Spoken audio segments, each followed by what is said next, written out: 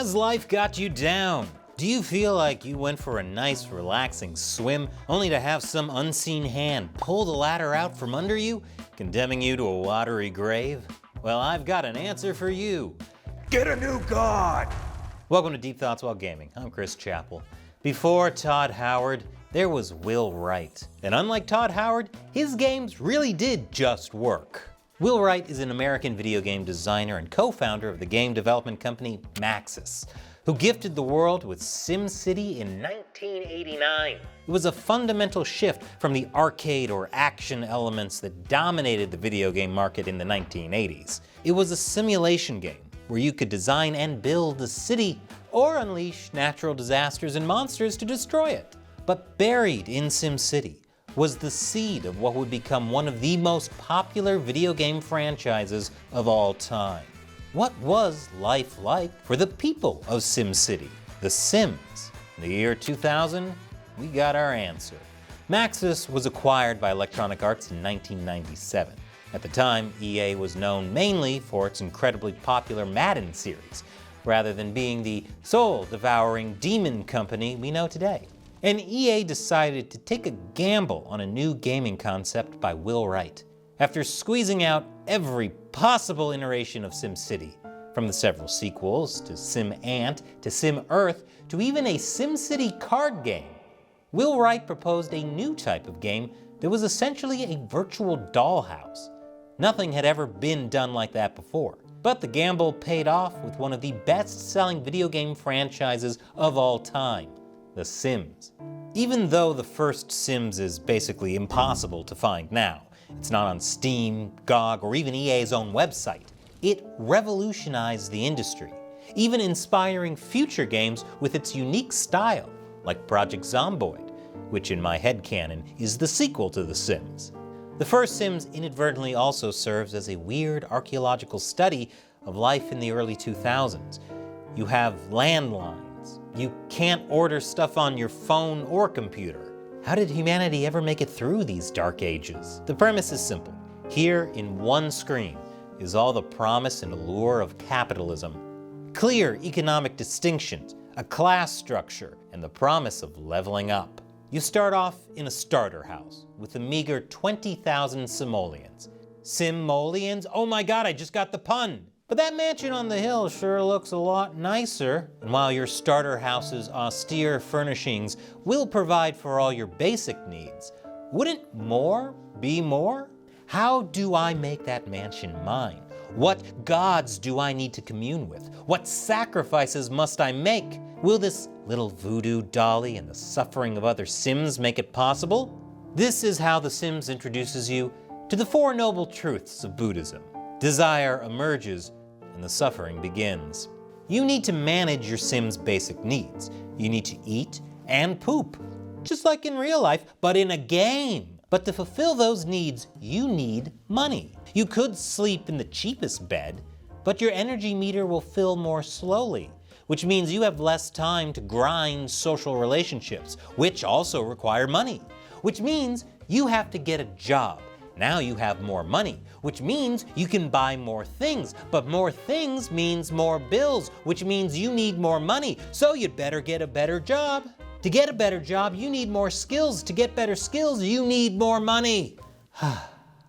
And your material possessions quickly begin possessing you. The poor Sim realizes, in the pursuit of his desires, how little control he has over his life. You get sick. You lose your job. Your spouse has an affair. There's a random fire. The pool ladder is suddenly gone. As the Sim series went on, the horrors only multiplied. In The Sims 2, your Sim literally had a list of fears. And just like the story of Adam and Eve, aging and death now entered the world. No longer was your Sim effectively immortal, save for pool, accidents. Now your Sim had a fixed time to live. In the first Sims, you could spend days grinding for skill points and never have to worry about missing your son's childhood because he would never grow up. Now he does, and you could miss out on that forever. Wow, that's a little too real. And just when you thought The Sims couldn't get any darker, in the third installment, They introduced microtransactions.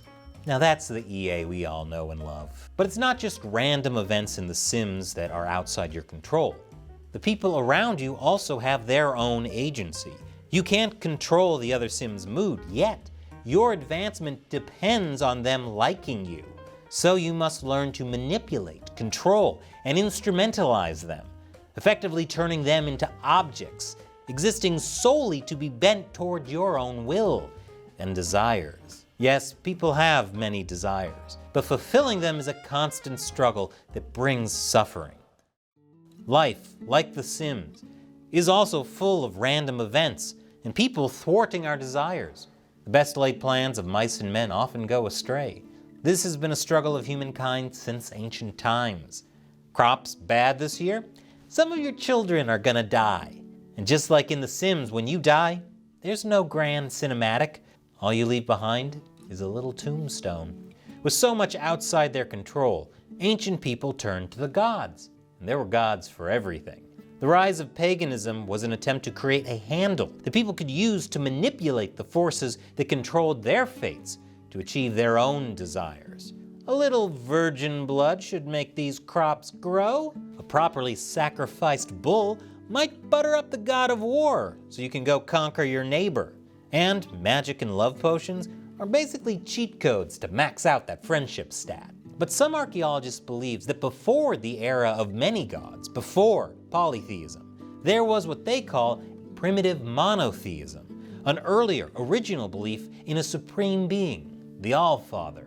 But people abandoned their faith in an all-powerful creator god in favor of lesser gods that could be manipulated and controlled. Anthropologist Andrew Lang wrote in his book, The Making of Religion, a moral creator in need of no gifts will not help a man with love spells or with malevolent sendings of disease by witchcraft, will not favor one man above his neighbor or one tribe above its rivals as a reward for sacrifice which he does not accept, or constrained by charms which do not touch his omnipotence. Ghost gods, on the other hand, in need of food and blood, afraid of spells and binding charms, are a corrupt, but to man, a useful constituency. A loving creator god that made everyone in his image is totally lame. I can't bribe him with sacrifices to favor me over my neighbor, and he might not look too kindly on me grabbing a bronze sword and taking my neighbor's house. Come to think of that, the police weren't too fond of that either. We all want that fancy mansion on the hill, packed wall to wall with the most expensive knickknacks. But is that what life has in store for us? Playing The Sims now is a very different experience than when it first came out, nearly a quarter of a century ago. We were told as kids we could be anything we wanted, achieve our every desire. Then life came at us, hard. The challenges of being an adult once seemed fun and exciting. The reality of paying your bills is not. The real-life daily grind isn't as fun as grinding out levels. The Sims reminds us of our failed desires. I don't know about you, but forget the mansion. Basic home ownership seems unattainable. I wish I had that starter house, but it's more than that.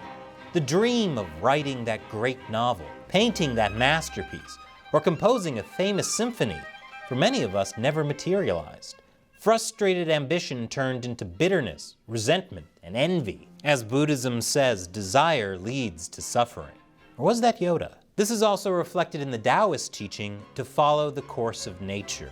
What we humanly desire, that swan throne, or TY-84 Gold Plus Research Archive machine, might be what we want, but not what we need. The desire turns to selfishness, and thus it goes against nature. You may be familiar with the Old Testament story of Moses parting the Red Sea to lead the Jews out of slavery in Egypt, the pursuing Pharaoh and his armies drowning when walls of water come crashing down. But the original Hebrew actually calls it the Sea of Reeds. The Sea of Reeds was also an important location in Egyptian mythology. The Egyptians believed when you die, your spirit must cross the Sea of Reeds to get to the afterlife. If you fail to make it through, you become the drowned ones. This story, then, isn't just a materialistic story of people fleeing oppression. It's a symbolic journey, the story of a creator who isn't bribed into giving you what you desire, but will lead you out of slavery from the gods of your desire by taking you straight into death, adversity, and hardship, and seeing you through the other side. If you approach The Sims or your real life like that, it becomes a very different game. What if you were just happy with what you had? What if you just trusted the creator to give you what you need? No more grinding to get that mansion, you just broke the game cycle. Game over, you win. And with that inner spiritual victory, the escape from the slavery of your desires, you inspire others with your austere lifestyle. They do the same. They stop buying. Everyone is just satisfied with what they have. Then the economy collapses and there's no more food, and then you begin hunting each other for food. You know what, on second thought, maybe go out and do some shopping. Thank you for watching Deep Thoughts While Gaming.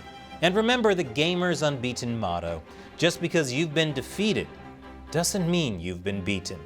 And Deep Thoughts While Gaming is only possible because of capitalism. To support continued episodes, please hit that join button, and you'll be rewarded with exclusive emojis, a Discord server, live streams, videos, and my eternal love. And check out this video, Atheism Got It Wrong According to Okami.